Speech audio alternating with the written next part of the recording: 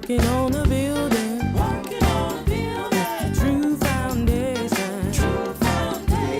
The Bantaba is going to be very much lively today because we have a lot of people in the Bantaba, and that's how it goes. Every time when the Bantaba, you have a lot of people, and the Bantaba is always lively.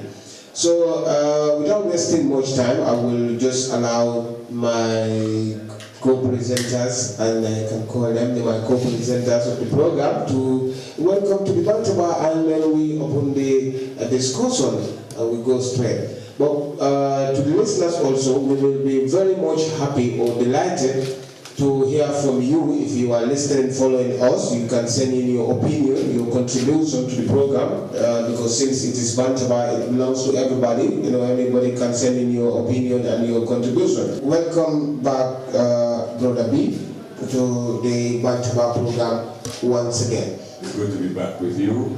And of course, this week, as we promised, we've got two guests who are with us today.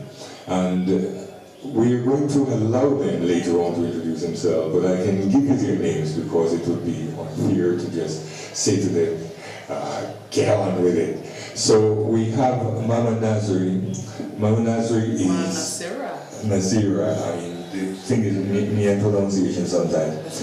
And the last time I spoke with her, I told her that it is befitting that really, though Mama Naasira is a Ghanaian way of giving acknowledgement and credit, but we prefer to go a stage further and refer to her as Queen Mother. Because when an African woman gets to the age of 60 and she is making valued contribution to her community, she becomes the Queen Mother. And as she gets older, obviously, initially she's a junior Queen Mother. But as she gets older, she becomes a more senior Queen Mother. Okay. But I think that, and next to her is her husband and partner, Dr. Joe. And both of them are here in the Gambia, sharing part of their life experience. But above all, they have come with an agenda to contribute towards the development in the Gambia, as they are doing and hope to be doing across all of Africa. But Gambia seems a good starting point because, as people say, it's a friendly coast. But we have another reason for it.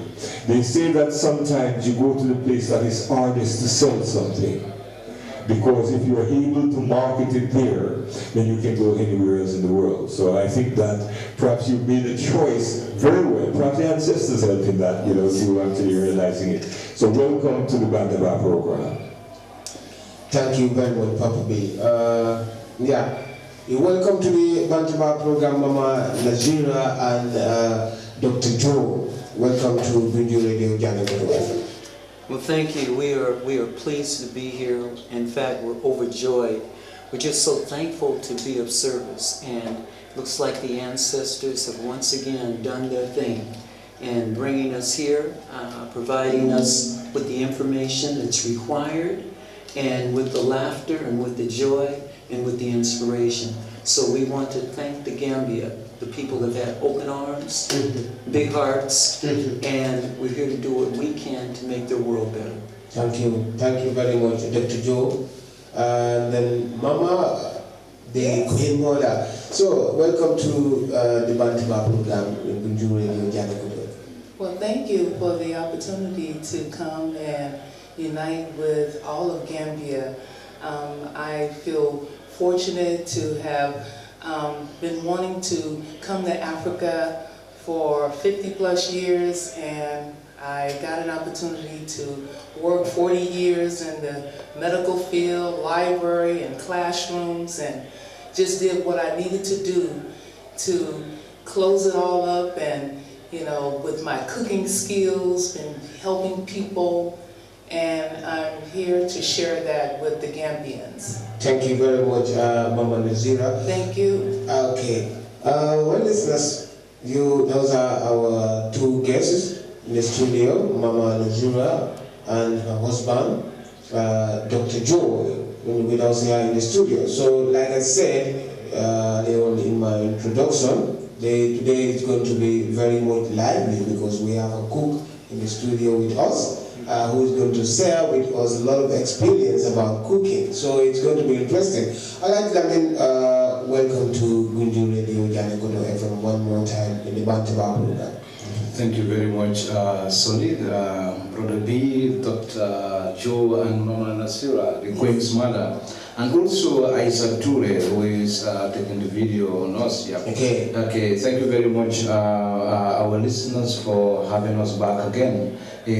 Just to go back to my Mandinka listeners, I badi malunga konton kotaken program on data min kalali tena working kabotala nan kadata woro coming Allah hidin nyamin doron wala mo be luntang sambala na mi alam ko nibi la kul kashala min bedendi la do ko le min ke kam be yamla wala le nyato bade simin ke no wala purkana la mala bismillah program to ke la man ko program min kanali bantaba program mo atela mo family kashati ko ko mi ka be sundin na wala ni na nyato tala wala samana ando nyudunta malu ngadi ko ngajiki ko bin ni la kacha o be kala fene mi alam ko abe kila na fama baltin toli ngal be bismillah program to.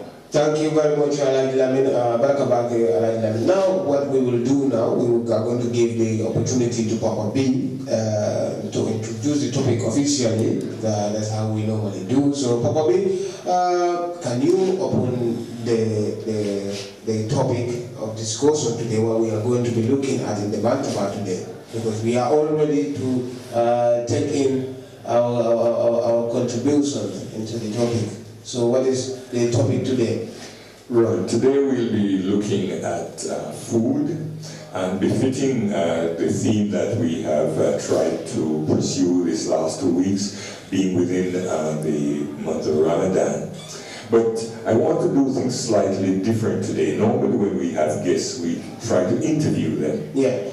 And today we're going to want to treat it more like a bantaba. Yeah. And in the bantaba, you just make your contribution. Exactly. And what I will try to do is see if I can give a steer on it sometimes in order to ensure that we widen out it as much as possible. Not that you need my directives to widen things out. Mm-hmm. But food is an obvious important thing during Ramadan. Yeah. We've shared with people in the past that there are some errors we think people are making when they break fast. Mm-hmm. And sometimes even when they start their fast, the sort of half an hour or so leading up to them starting their fast. Mm-hmm. And what I would like is for you to share with us, because I know you, Mama, used to fast at some time, I don't know if you still do, is to share with us how you used to fast, how you used to break fast. And for some listeners, though we might not be practicing Muslims, there are a number of us who belong to either Orthodox Islam, or we for some time belong to the Nation of Islam. Mm-hmm. And so it means that we in that did something that is different from Orthodox Muslim. Mm-hmm. Orthodox Muslim put Arab at the center of everything. Mm-hmm. We put Africa at the center of everything because things started in Africa. Mm-hmm. So that to me is a good starting point to say, well then, how do you, when you were practicing, link your Africanness into your fasting and into the food? Mm-hmm. Thank you. Brother B, it's quite interesting. It's a broad topic. But my experience as a child, we came up as Christians, and with the Christian life, you know, we do have feasts with food and learning how to cook, mother teaching us how to cook. And then of course in going on to the churches, you know, there was always food there, and it wasn't about whether food was nutrition or not, because I was born and raised in San Francisco. And San Francisco was quite different than where my parents were raised in the, on the farm. And on the farm, of course, they grew their food and they exchanged with their neighbors. However, as the time gone on, I had to change my diet to more plant-based, remove myself from a lot of starches because I grew up with a lot of allergies and we didn't know why, going to the doctors and having the experience of just wanting to just live and learn. But then as I grew older, I had an interest in Islam and the Nation of Islam, and I really learned a lot from them in terms of the proper way of dressing and becoming more familiar with food. But after I had gotten sick, I had already had a foundation, and with the Ramadan, for instance, before Ramadans, I would already have a day in the week that I would fast, and that would help me to lead up to the big fast for up to 30 days. And when I connected with the Islamic community in Oakland, California, I remember my first Ramadans there. We would bring in food to break the fast every day. And I would, because I raised 3 sons, I knew how to cook. So I would have the beans and the rice and the salad, and I would stir fry, and I would bring all that. And I was new in the community, and it was quite different than a lot of the immigrant Muslims, because at that time I had united with the Sunni Muslims. And I enjoyed the Islam too because it was closer to the African traditions. So, but I fasted up to 10 years, and just one particular day my kidneys started to feel like, they were challenged. And it was because I was working and having family and didn't know a whole lot, but just learning from all of the community too, and the sisters. I think it's important to know that not everyone can fast as many do, because if you have health challenges, it's not to your advantage to do so. And if you cannot fast, then there are other things you can do.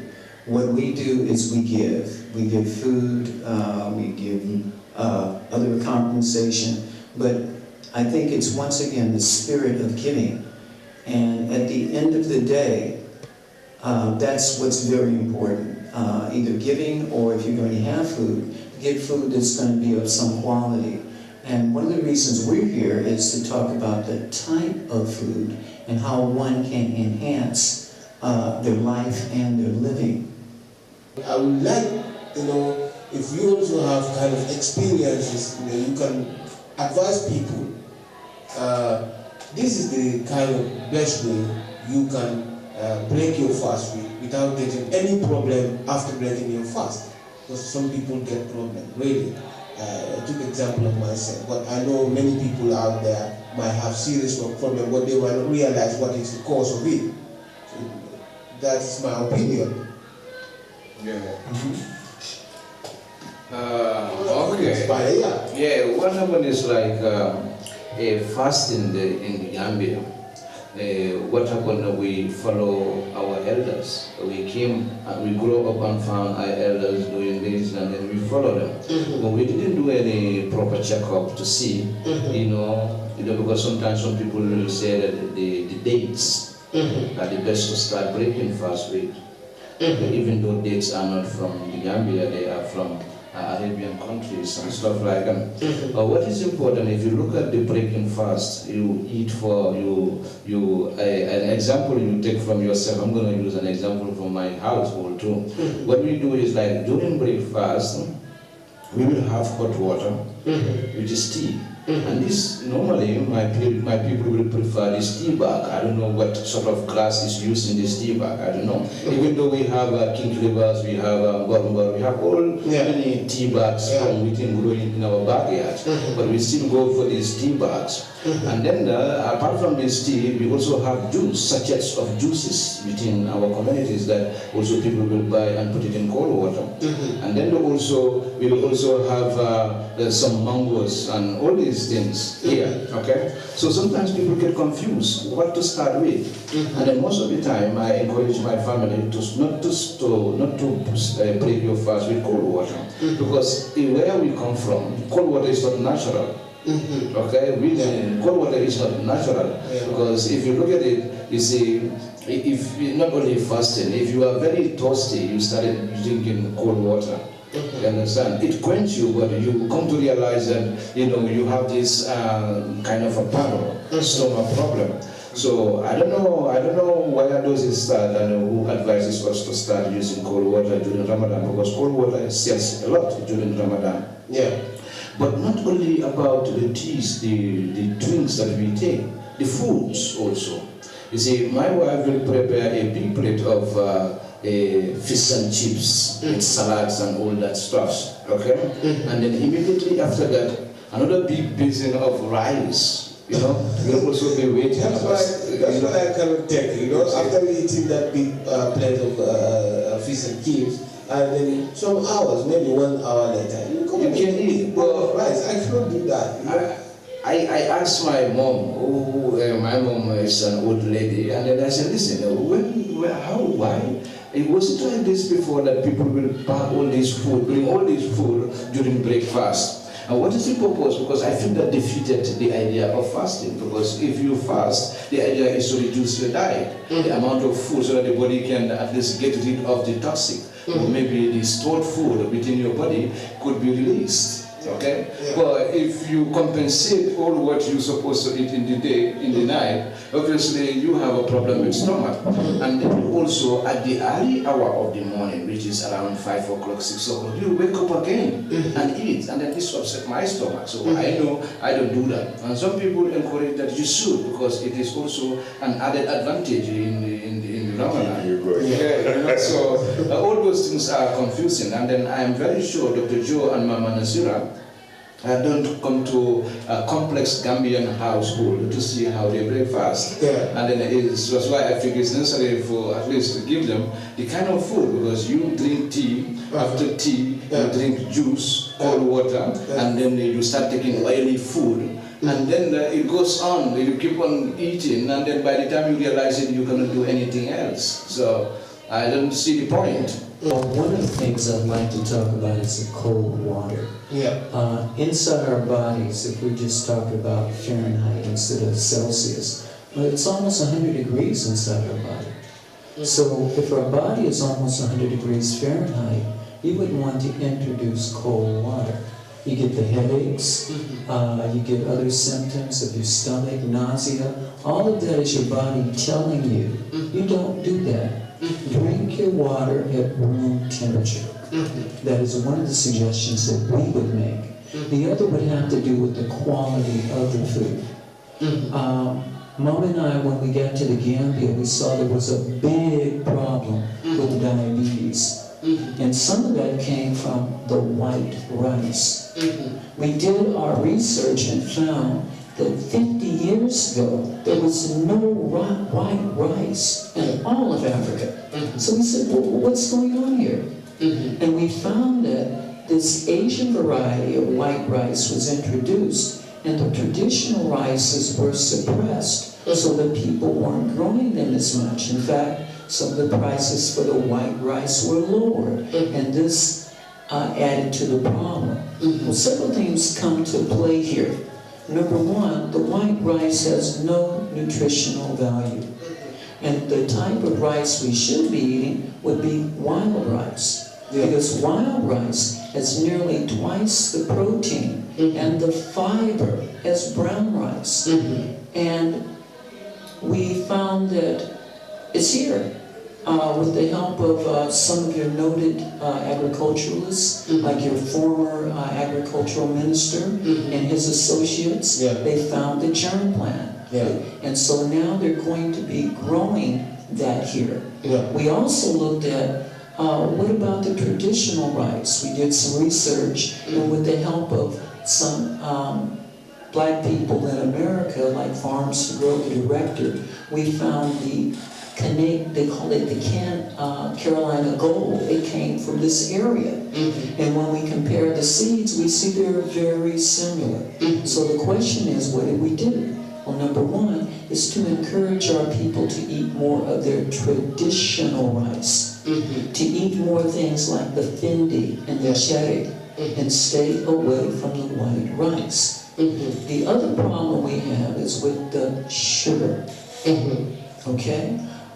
When you break your fast, some break it using the, what we call it, candangana.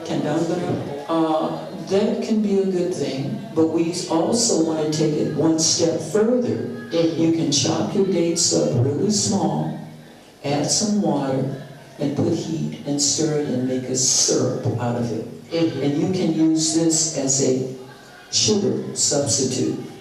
The other substitute you can use is, since we have so many mangoes, you can use mango juice. So those are two of the things we are looking at. We also saw that in terms of the diet, it's the oil. Unfortunately, a lot of us here, we look at some of the polyunsaturated oils, and that is the corn, the safflower, the sunflower, the canola or rapeseed, all of those clear-looking oils that are vegetables. And we also have to put the palm oil in there too. Now, whenever you heat up vegetable oil, they have an omega fat in there, it's omega-6. And when you heat it, it turns rancid or spoiled. So when you eat this oil, then you end up with more inflammation, more pus, and more mucus in your body. That's from the oil. So we saw the best thing to do is to, number one, get the information out. Number one, palm oil is not bad if it's eaten in conjunction with the palm kernel. But what has happened is, over the years, people have stopped eating the palm kernel as much and eating more and more of the palm oil. Once again, it's vegetable. When you heat it up, it's going to turn rancid or spoiled.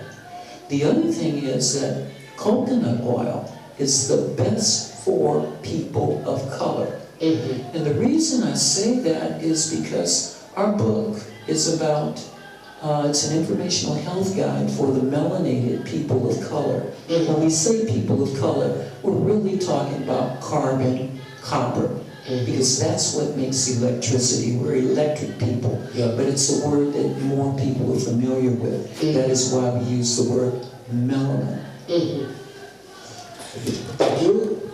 Hey, thank you. Well, first of all, I break my fast every morning with warm water with lime or even lemon. That is really good for what you've eaten the night before. You can most likely start to eliminate, because once you have that elimination process, then you can have a really nice fast, because then it kind of calms the body down. But of course, you do, after the warm water, you can have your fruits. You know, you make sure you always have fruits, because when I was raising my children, 38 years ago, 40 years, I used to didn't have a roadmap how to feed the children, but I always thought, because I trained my body to eat fruits first. And that way, that also assists with the elimination, because you just want to make sure you get that daily, if it's not 2 times, but one elimination. And that way it helps to start to let the body relax. And also, you know, having your cereal. I think here is the sherry, the findi, or we use the white rice. I mean, not the white rice, but the wild rice. And you can mix your fruits with it. And have your superfoods, and you have it here, like the baobab powder, moringa powder, a little bit of neem. You can add the wonjo powders. What else? There's seaweed powders. I think, did I say chia seeds, maca? You can see some of these ingredients and superfoods in our books. And I think the most important thing with the fasting is very important to start changing your diet. You don't want to go back. If you've lost 10 pounds within this time, you don't want to go back and gain those 10 pounds. You want to either maintain it or to continue by changing the diet. And this for me is where we sometimes make our mistakes, because when we're breaking fast, whether it's whatever time of day, it shouldn't really matter. What matters is what you start with. But I seem to think that what happens during Ramadan, when people are breaking fast, they treat it as if, well then, it is past lunchtime, it will be dinner time, and so the nature of how people eat seem to be about, well, it is evening really, but I'm breaking my fast now. Because I think that what I would expect is that anything we normally use to break our fast, if we are fasting, whether it be Ramadan, or whether it be that once a day or once a week, we go a period and say, well, right, I won't eat within this period. Yeah. We do the normal thing. Yeah. I too, if I'm using water, it's either warm water or tea. The last thing I have is cold water. That's after I've eaten everything, and I think, well, yes, I can risk now because there's something in my stomach that will help, build up the temperature, absorb it. And so we are building up things that in latter life is going to be damaging to us. Sometimes we wonder why is it people getting to the age of 50, 60, and they're having bad stomach. And they think, oh, well, it's something that's happened. When for the past 50 years or 40 years, we've been actually creating that problem. And, at some time, the chicken come home to roost, and when they do, we know the rest of it. Yes, so we are discussing about food and then the fasting. Spider, what is going to be your take on the topic today? Well, like I said, since we have these people who specialize in what is best for us in terms of food, it is very important that we have listeners who follow our program, and then if they want to have a personalized questions and ask questions concerning about diet, they can contact us by calling the 941-8932, 941-8932. Apart from that, I've been reading these people's book, and it's quite informative, and then I find it very interesting. And then there is one particular part that I find it very, very extra interesting. That's not to do with food, but it's talking about walking barefoot. Okay? And then here we discourage our young people to go put on your shoe. Why aren't you walking with your shoe? Okay? But from the book, I realized that walking barefoot is quite healthy. Absolutely. So those are things that we think we could also look at, Yes, because I understand that even if you look at the electricity, the poles that we have in our streets, there will be a wire that comes down to the ground. That's called the earth. Okay, why is that happening? For me, I believe the people, our forefathers, that's why they live healthier than us, because they know what they are eating. Because you go into the bush, they find a plant, and they know the plant, and they will harvest the plant and bring it home, prepare it themselves, and eat it. That's why they live on that. And this barefoot and everything, they are using that. We never use that. So when we are small, we use our barefoot and then walk. But now, what I also believe in this is that when I also take off my shoe, I walk on the ground for maybe 10 to 15 meters, I start to feel something actually. But I associate the feeling with maybe it's long time I don't do this. That's why I'm feeling these kind of things. You understand? And the other thing you mentioned, which is like the sugar, how we use sugar here, it's not normal. How we use the oil is not normal, because people depend on oil here very, very well. And that oil also, like I said, it's been produced outside. Everything comes outside. We depend very much on outside stuff that comes in. The brown rice you are talking about. But there's also, Solid, something quite dangerous about what happens, is that none of this has happened accidentally. Yeah. This has been actually a deliberate act on the part of those who have a economic system that they want to sustain. And there is no thinking about the damage it does to people's health. Yeah. I think we need to actually have a rethink about not only some of the things, but we should have a rethink about everything we do. Because yes, there are some good and positive things we're doing. But it's sometimes intermingled with some negativity. That sometimes the negativity starts interfering with it. So the positives it should have as outcome is masked or is damaged or is diverted or is lessened by these distractions. You take, for example, we are in a world where, firstly, if somebody starts using something, they then have a system where you can have it patented. So you can go and put your name, Brother B invented this. This is not within African tradition. And this is if you take medicine as part of the approach. Because medicine isn't just about curing our body. Medicine is about the things that we do that complements and supplements what nature is doing. But what do? We firstly, if we discover that by having this herb or this bark or these roots, it has this effect, we simply let it be known. We'll make some for our friends and family and neighbors, and we say, right, this is what you use. Yes. And so the person then pursues it. So our research is a research about how humanity benefits from our findings. The pharmaceutical approach is that when something is researched, will it be profitable? How much money can I make from putting it on the market? That's right. And if it is not going to be money making because it is too easily accessed by people, then it is suppressed. I mean, we have a lot of examples of things, for example, the use of something like soursop as a treatment to reducing and treating cancer. That's right.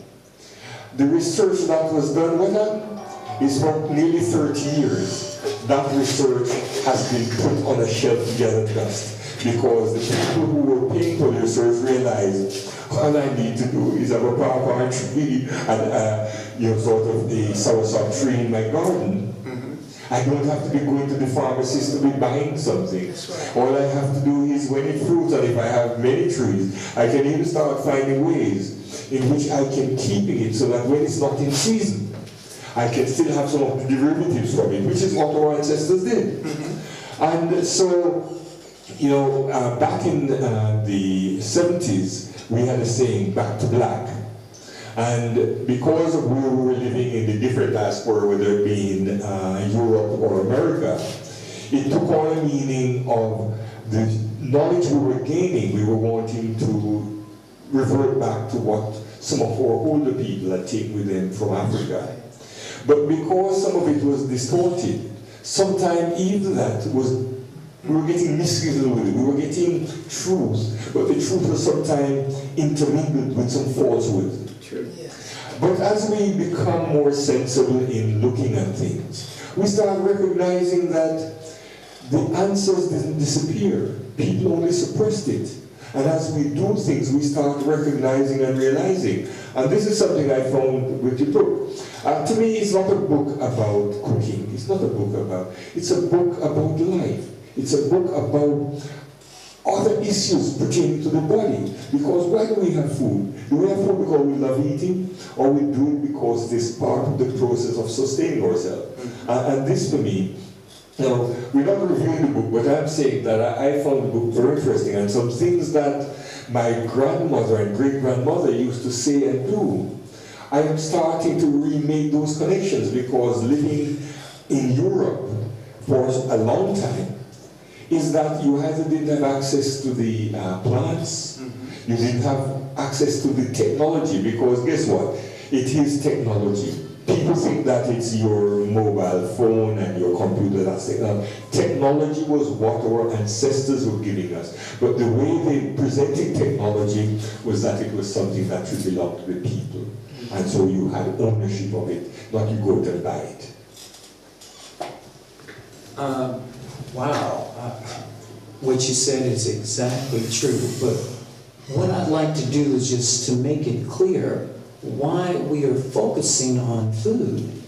One of the reasons we're doing it is because we of carbon and copper people, melanated people, black people, our bodies are so different from Europeans that we need food that is going to support it. Most of you may or may not know, but if you are a melanin-dominant person, your bones are 10 times stronger or denser than the Europeans. That means your white cell count, your hemoglobin level is going to be different. You have more selenium in your body, in the nucleus of your cells, where Europeans have more sulfur in ammonia salt. That is why when their hair gets wet, it gives out that smell.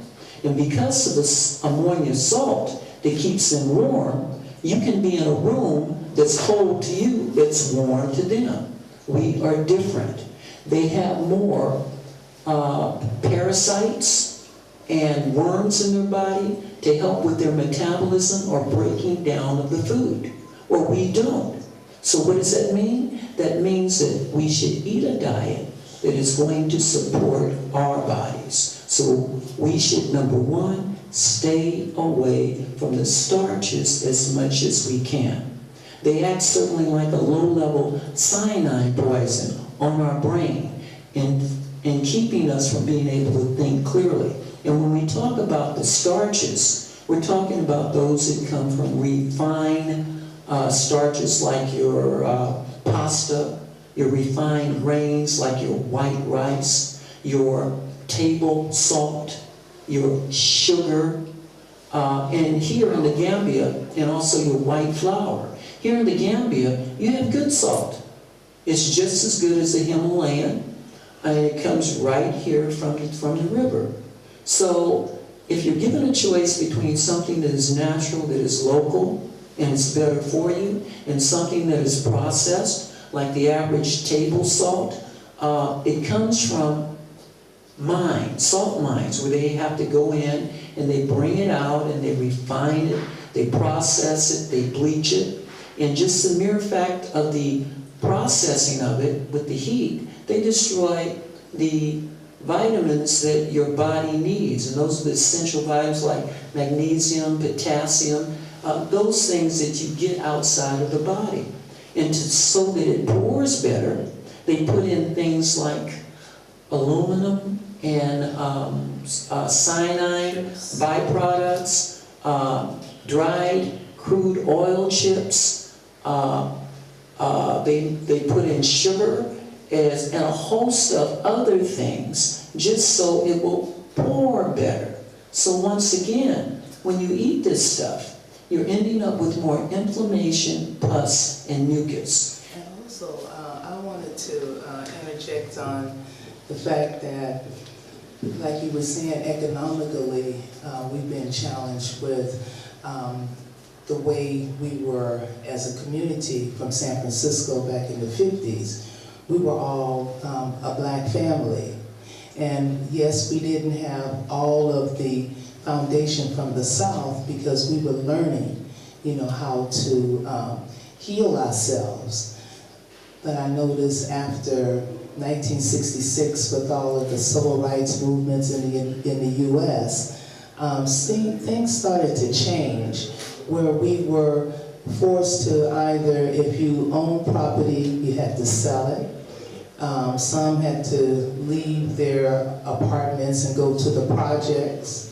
And we just lost, it's over 40 years where we've been disconnected from how we should really be taking care of ourselves, because again, we were looking for employment, wanting to work in the hospitals. And I mean, we're not working in the hospitals to help our people.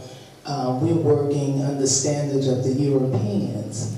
And that means our bodies, you know, we're challenged with the health problems.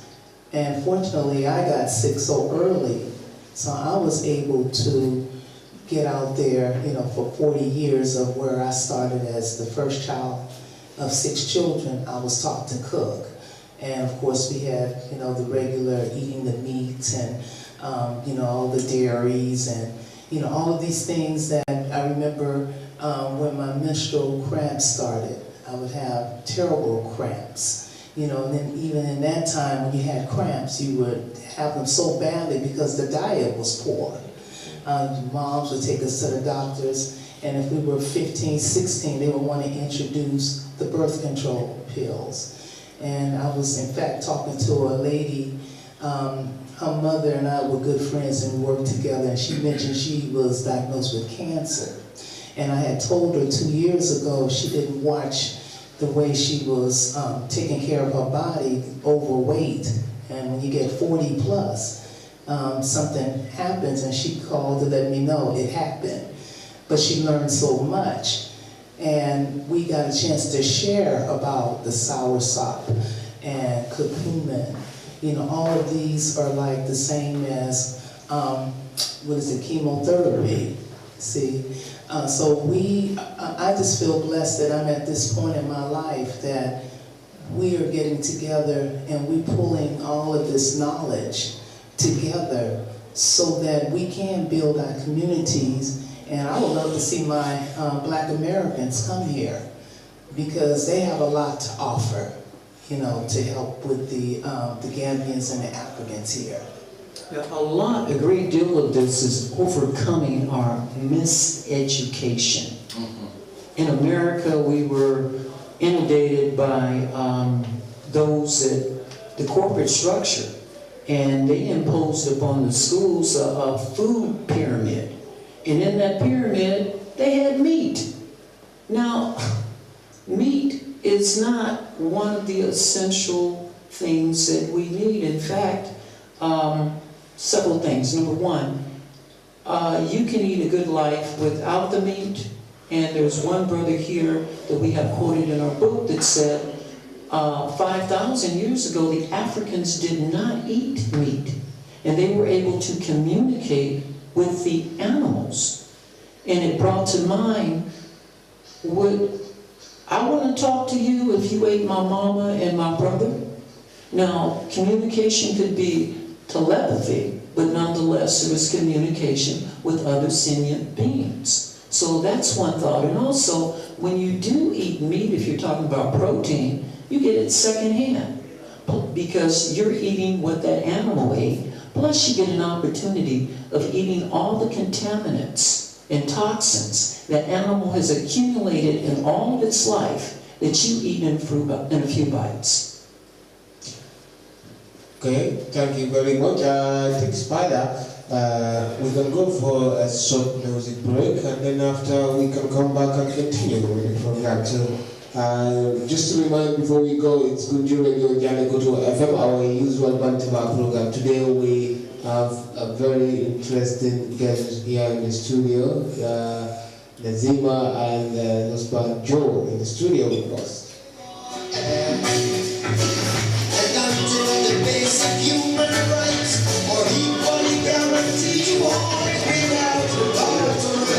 The presenters in the studios, Kabao Janneh, aka DJ Solid, that's myself, Brother B, and Spider in the building. We have Mama and the husband, Joe. They are also with us today, so we are discussing a lot of issues, especially in the area of food. And then we are going back to the topic again and say our opinions. But this time around, since we have an hour to go, we will like the listeners also to be with us by sending in their contributions to the program, to their opinion. If you have any questions that you need to ask any one of us here in the studio, you are feel free to call in 9418932, 9418932. I'm sure your question will be answered. And then, guys, welcome to since we come back from the commercial break. You're welcome to the Bantuba program, Spider. Yes. Okay. I was going to go back to you when you were saying that there was this time when our elders lived longer than us and then healthier than us, even though they didn't have access to all these facilities or stuff that we have access to today. Yeah. And then they've done a lot jobs than us, because all these mango farms, all these trees were planted by them. Yeah. And then we say that they are not educated, they don't go to school. And how of a sudden we got disconnected? We don't even have a knowledge of how they sustain themselves, healthier and then the longer life. I was going to point to the invasion again, because what happened is like when people are educated by foreigners, they tend to love foreigners more than self. Yeah. Yes. Okay? Yeah. If your teachers, your masters are all outsiders, so what you would like to do when you grow up is go outside. Yes. So we live in outside ourselves. Yeah. So what happened there is, I could remember when we were young, because I come from old people, they never liked the idea of going to school. Yes. Okay? They said if you go to school, you are going to miss it, Spider.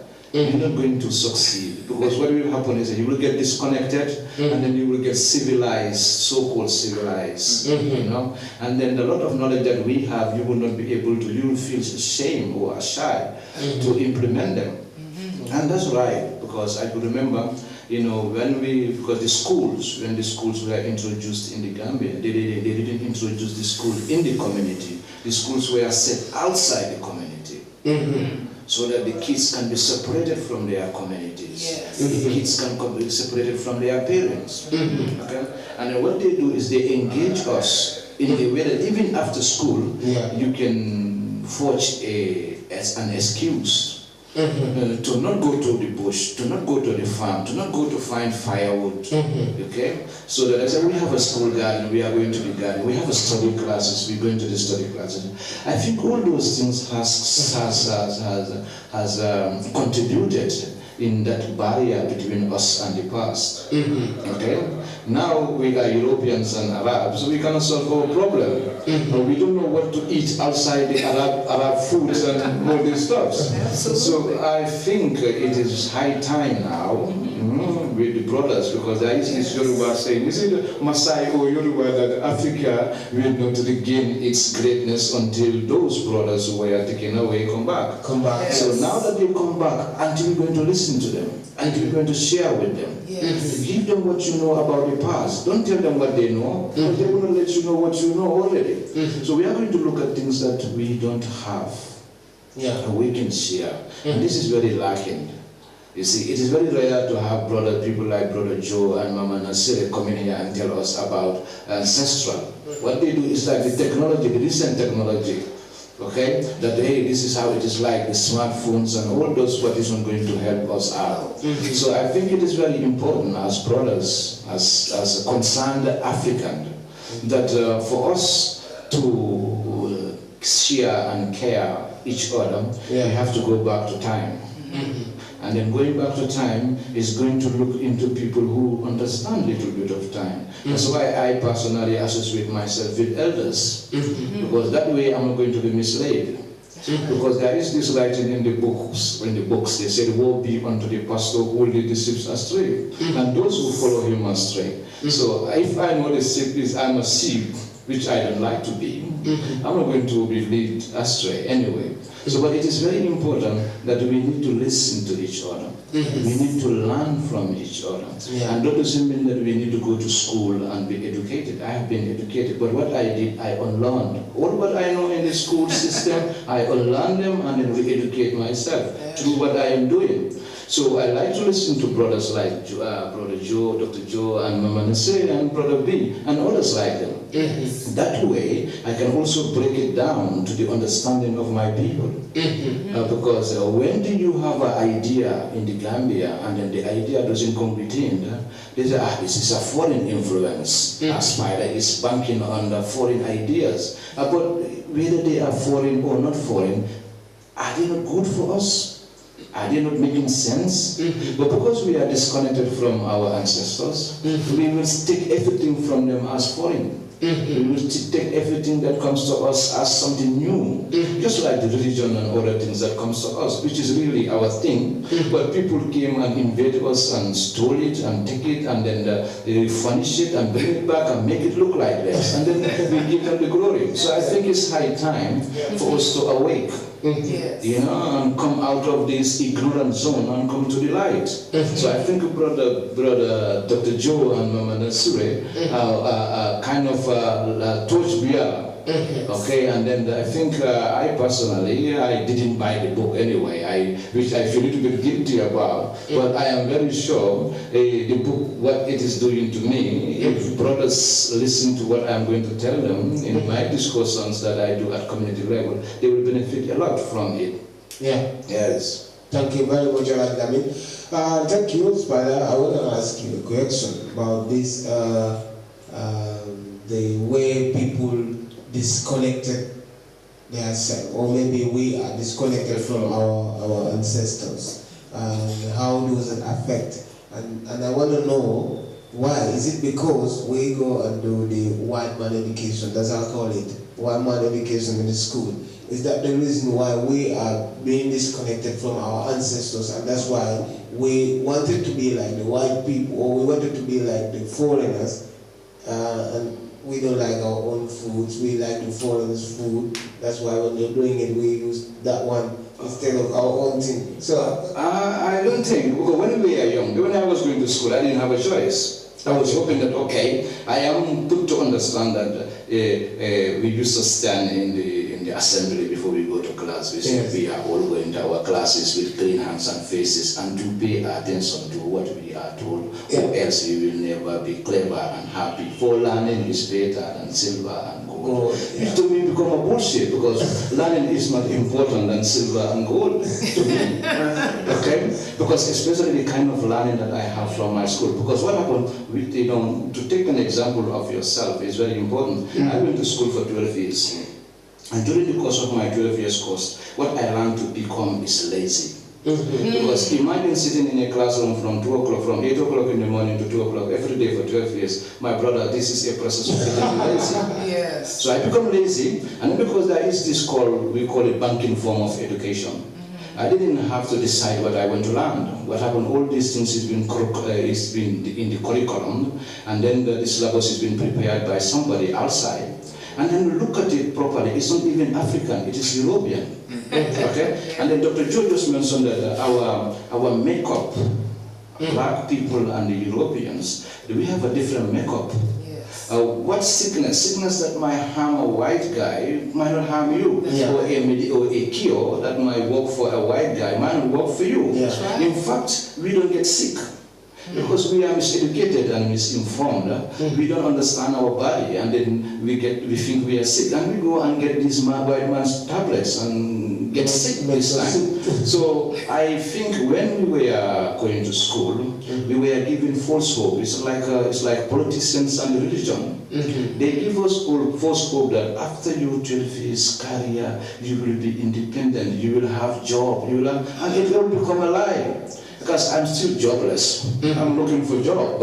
So my education, and then many like me who ventured into this back way, all is because of that. Because we are not trained in the system we are educated, we are not trained to think. What happens? We depend on our teachers. We depend on the examinations, and it doesn't really work. So that's affect us. And then the kind of education we have from nursery rhymes, somebody call it nursery crimes, to recent days, all is talking about outside, the Arabs and the Europeans. Outside. So anything that is like I make soap, and nobody seems to like my soap because it is made in the Gambia. When people tell me, Spider, my soap come from America, one of my friends sent me soap. I say, what is the name of your soap? They don't even know. What is made out of? They don't know. So yeah, I think it's all about the education. Yes. We have to revisit our education system and the strategy that is being used to educate us. I remember my grandma will tell me that it was a round fire. You have to sit in a circle around the fire, and then the subject will come in stories, okay, in fables. And we don't have that in our school system anymore. No. Okay, we use canes and we sit in rows instead of circle. So all those things is now, when you sit in rows instead of circle, you lose the energy. There is supposed to be an energy in the circle. But because we are educated by people who planned to put us in this state, okay, and they succeeded because what they do is hypnotize us. The nursery rhymes are spells, that we are so much into spells that we need to break these spells. So obviously I don't think that the kind of education that we have would have been better if it has been blended in with what we have from our ancestors. Yeah. Okay, we have some ancillary herbs. When you have a headache, there is this mango leaf that you use as antibiotic. Okay, there are a lot of things. I cannot swim, and I live in the coastal area. I think it should be part of my program to be able to swim in case the water level rises and then we have to drown. Yeah. And then also I cannot ride a bicycle. After 12 years of education, I have to go and learn how to ride a bicycle. Yeah. I don't know how to drive. So after 12 years of education, if you go back and check, what can I do for myself? There is nothing that we can do for ourselves. So to me, it is very important that people like Dr. Jose will prepare a curriculum of food that we can be using, and then at least help us to develop a kind of a diet that will help us live longer, at least a little bit closer to our ancestors. Yeah. Yes, sorry. Thank you very much. Listeners, still Grunjur Radio, Janneh Koto FM, and then we're still waiting for your contributions. If you are listening, 9418932, you can send in SMS. You can also call 9418932, 9418932. Brother B, a bit quiet there. Yeah, I mean, the thing is that it's like how Bantaba should be. I mean, Bantaba should be a place where you're learning and you hope others are learning from you. And this, I feel, is one of the better ways that we can have exchanges, because as Spider was talking, several things flew into my head. Yeah. And what I usually advise people, when things start flying in your head, make notes of them, because some of them I can remember. That's not the most important one. Yeah. But one of the things I'd like to drag us back to is that we don't stop to think sometimes of the food economy. Yeah. Here in the Gambia, for example, I say that during the early part of the 90s, when I was coming to the Gambia, the actual conversion of people being switched off from their own product of rice to imported white rice is happening. And I can remember I made friends with this brother who used to work at the airport. And one of the things I used to do, when I arrived, I give him some money. And I say, well then, get some rice and take to the village. So in actual fact, indirectly, I was part of this weaning people. No, I mean, it's once I stopped, I thought about it, and sometimes because it puts you in a negative light, you perhaps sometimes stop looking at it. And so the thing is, we were sold on an idea. Because the first thing was that I used to, though I'm doing that, I used to send to the village to get rice. So I'm asking myself now the question, so why was I willing to buy white rice from the shop, the store, the supermarket, sent to the village. Yet the rice I wanted for myself, I was sending to the village to get rice for myself. What was there, something in the contradiction? And perhaps it had to do where I grew up. Because one of the things that Africans have sometimes become called ambassadors for Europeans and Arabs. Yes. Because as Spider was talking, and that was one of the things I thought I had lost, but I hadn't lost the thread of, the education process processes us to actually see ourselves as being special. And the specialness, especially in some alien person's education, is that one, you can communicate as that person can. If your people are impressed by them, you can also impress your people because you're communicating like. So it means that though they might not take everything you say as they'll take what the white boy or the Arab says, but you're like the next stage down. If they can't get them to get it from, they take it from you.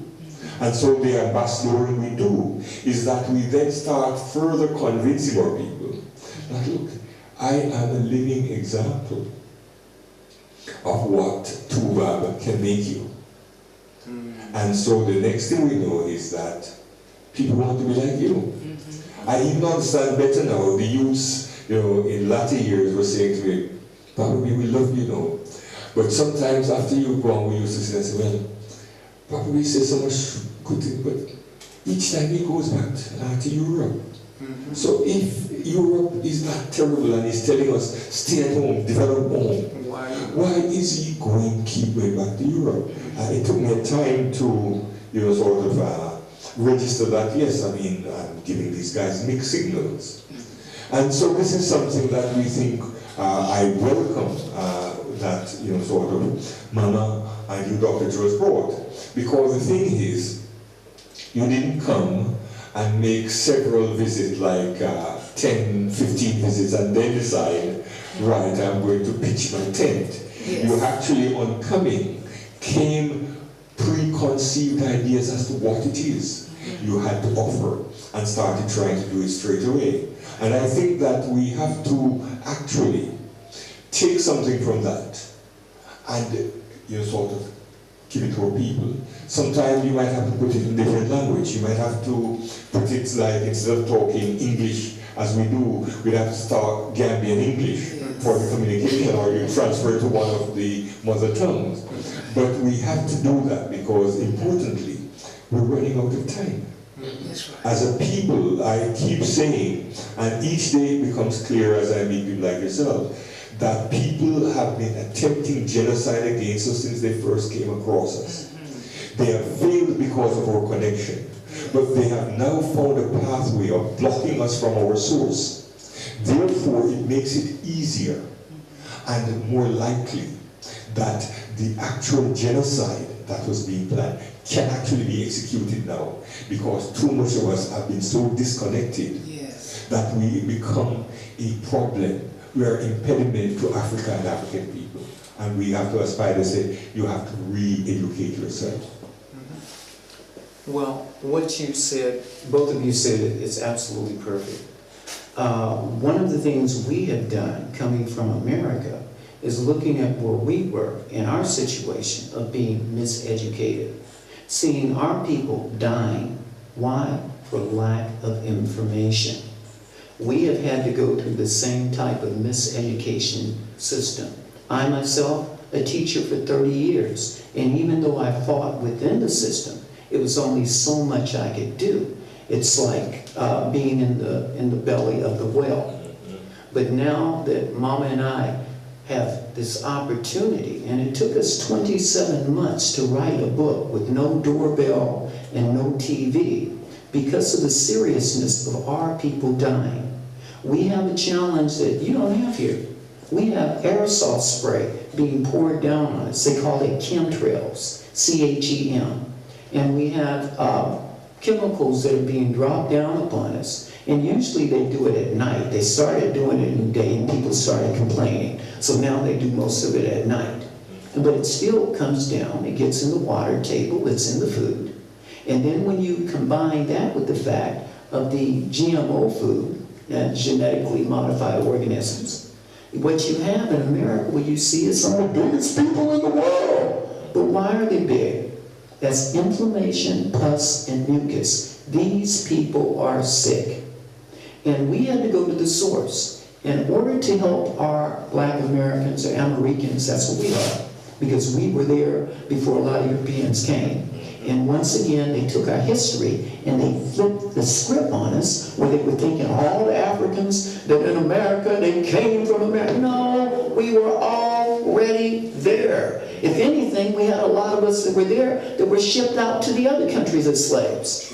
But this is something you won't get in what they call history. And what is history? His story, the one that is writing it.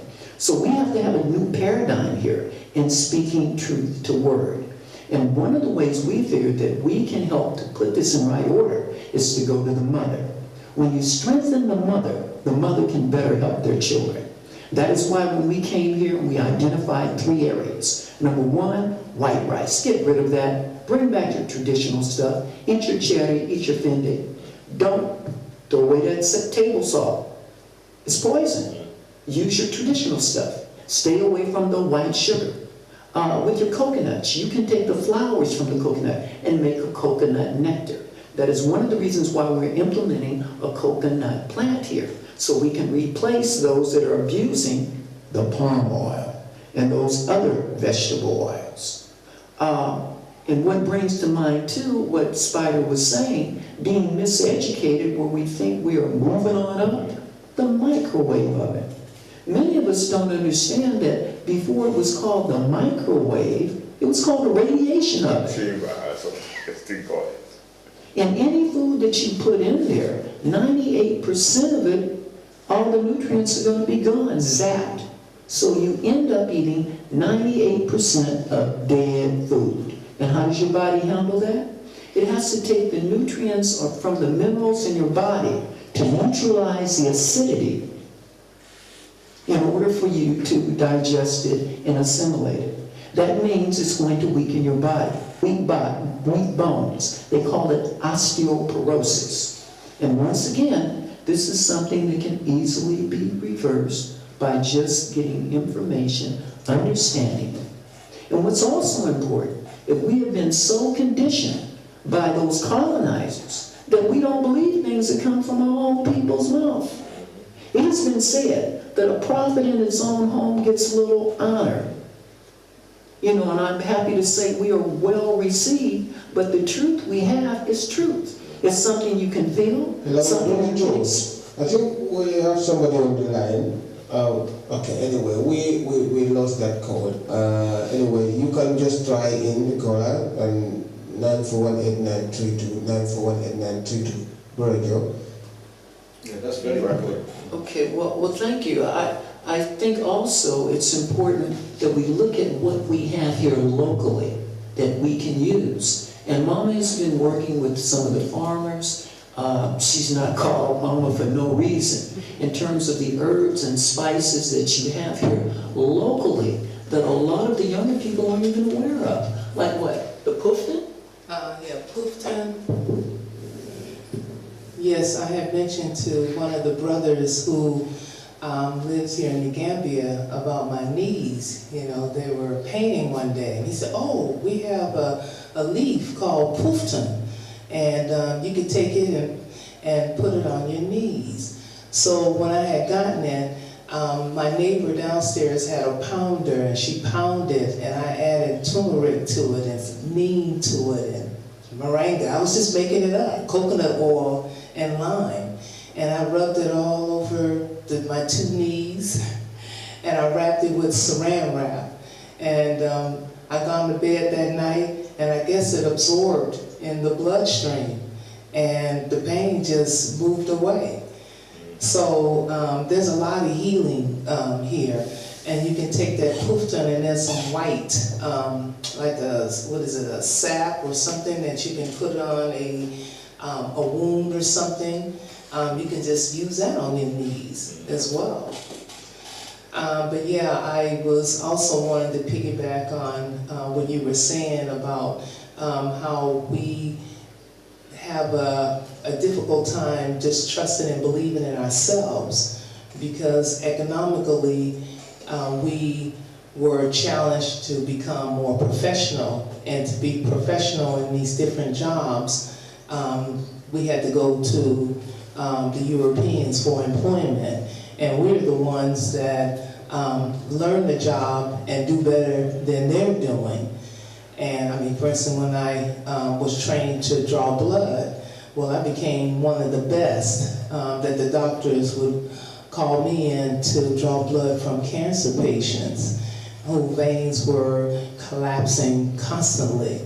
But I feel like I had a connection, you know, with that person, and the vein would just stay there or something for me to do that. So again, we are actually, and we have to know that we are the best at what we're doing.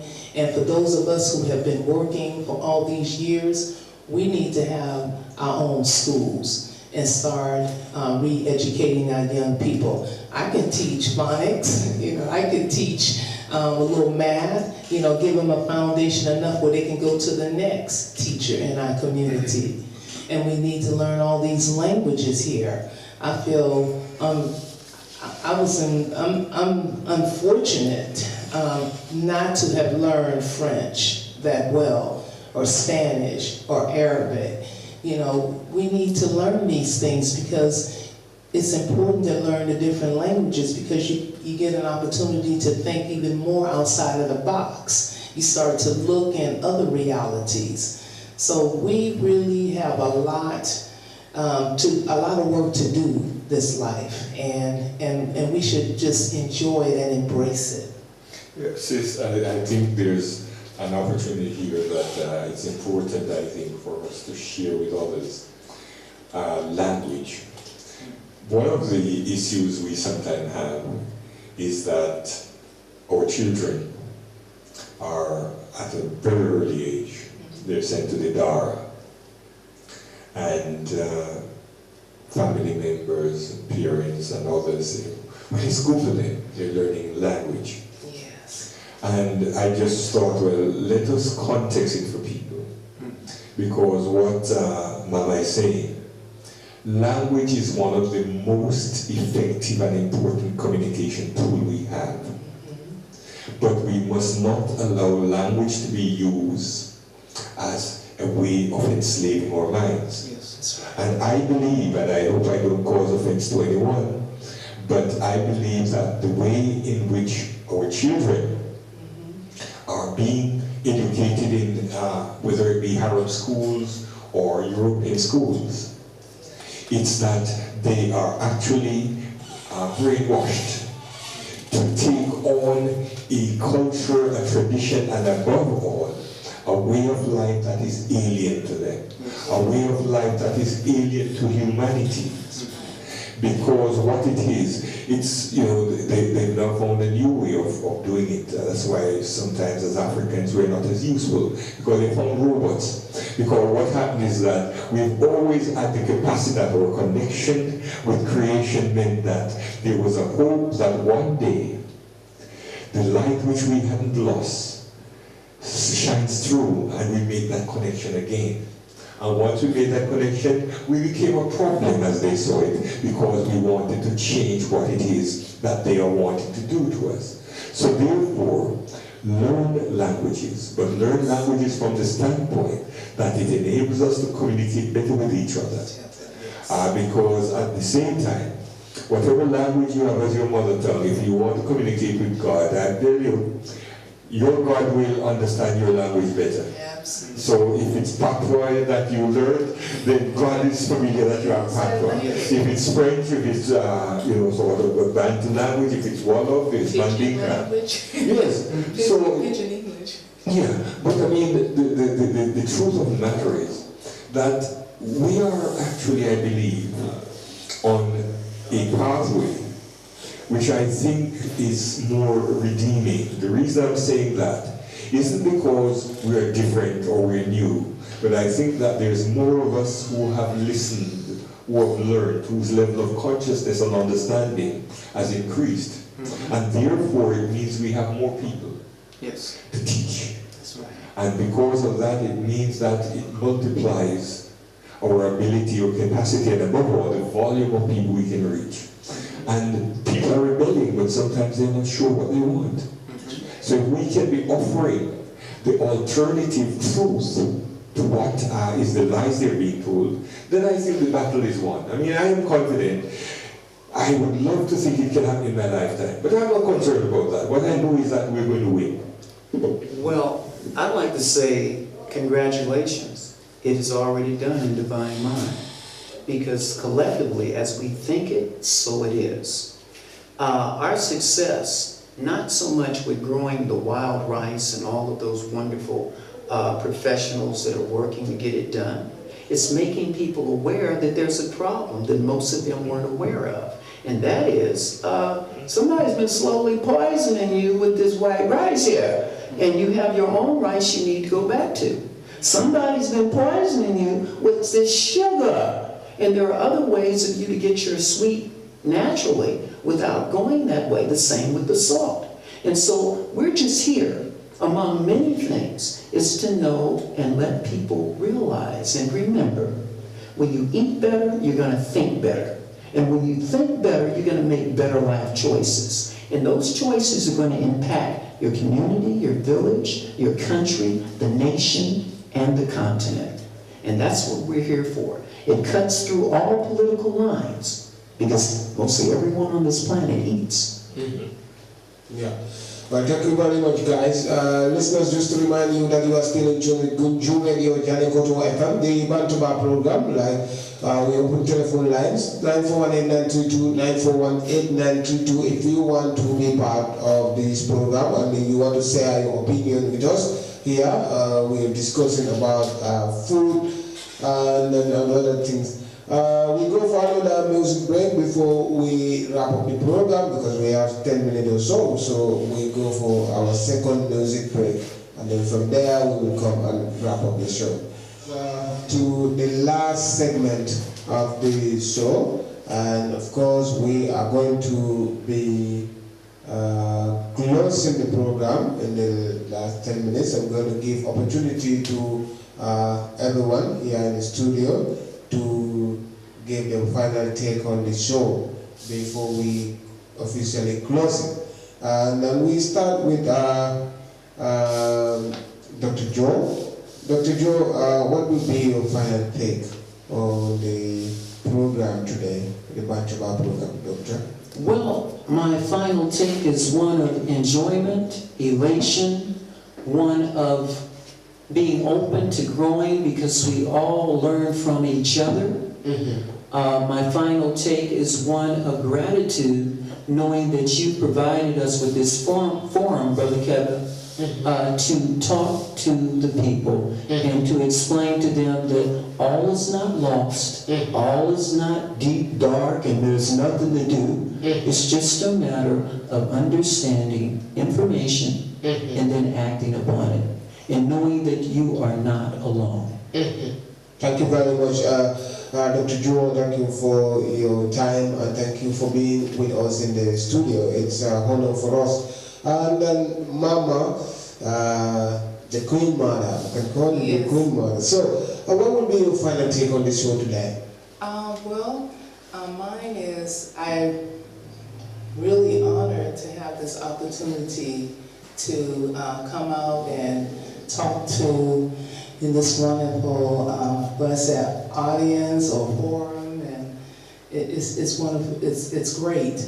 Also, I'm looking at cooking classes. I've been saying this for the past 6 months, and it's getting near where we can be contacted on our website, and that's www.spicytastyvegan.com, or the facebook.com/spicytastyvegan the books, as well as YouTube, Spicy Tasty Vegan Cuisine. We have at least 35 different videos where people can see some of our cooking classes that we have done in the past, as well as singing with my husband and There's a lot there, and of course we'll have more. Timbuktu. Timbuktu in the Gambia. We have our books there. We also bought in a new shipment yesterday, and they're going to go on sale. So they will be $200 less than the $700. Now they're $500 for the melanated one with the 410 pages with all the information. It's $500, and the color kitchen companion, where you see the beautiful colors of recipes. So yes, so just reach out. Thank you very much, Queen Mother. Let's find out what will be your final take. Today we kind of betrayed the local language listeners, the Mandinkas. Yes, I'm sure in our next program we will share with them little information that we gather here. Yeah. And then on my side, I am very grateful to be associated to these great people here, Dr. Joe and Mama Naasira. Yeah. And then I mentioned to her last time that my mother is Sira. Okay? And then here, Na means mother. Okay? So, Na and Mama, that's two mother, so obviously that's good. So on behalf of the Bantaba program, we thank them very much for their time, and then hope that we will hook up with them again and again and again in all the programs areas. Sure. And we are hoping that maybe we will take them to communities so we can see with the women and who are into this rice growing, and then maybe we will be able to bring some change into the community's rice growing system. And then on my side, Brother B.I. and Kaba, we also apologize to our listeners for not being able to bring this program into the Mandinka, because it's not going to be easy if you have guests and then you have to stop them and you speak Mandinka all by yourself. So what is important that we are thankful that the program has come to an end. My advice to those who are not very careful of what they eat in, we have to take heed of food that we take in. The oil, the rice, and then the sugar and the salt are all not very nutritious, so we have to take heed. And on that note, I have to thank them, and then I hope that we will meet them on next Monday. And then until such time, have the best Leila Tulkadri. Thank you. Thank you very much, Haji Lamin Spider. Papa B, what will be your final take? Well, I don't think there's a great deal more I can say, but I'd like to add something different. And that is, our brother and sister are here and they're on a mission. I think that we owe it to them to ensure that whatever doors we can open in order for the message to get inside, we must do. Yeah. And I would hope that perhaps other people who have shows on the Grunjur radio, Janneh Koto FM, will actually see that they can invite them in, because there are other programs that are slightly different from the Bandaba approach who could benefit from some of the information. Yeah. I know for definite that later on, when the actual development programs of the processing and so on is about to take place, we'll definitely be having you back to come and talk to us about them, because these are real development. And sometimes I think we talk to people, but we're talking to them about things that are visions that we have. But when we can practicalize the vision so that people don't even have to do anything more than seeing it with their eyes. They don't have to have a vision about it. It's there. They can touch it. I think that is when we win people's hearts over. And I know that a lot of hearts are being won already. And I want to have to thank you again for your participation and for your wonderful contribution.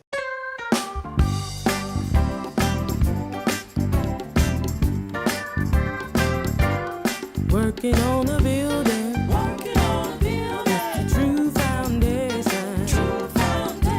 I'm holding up the love and banner for my Lord. I'll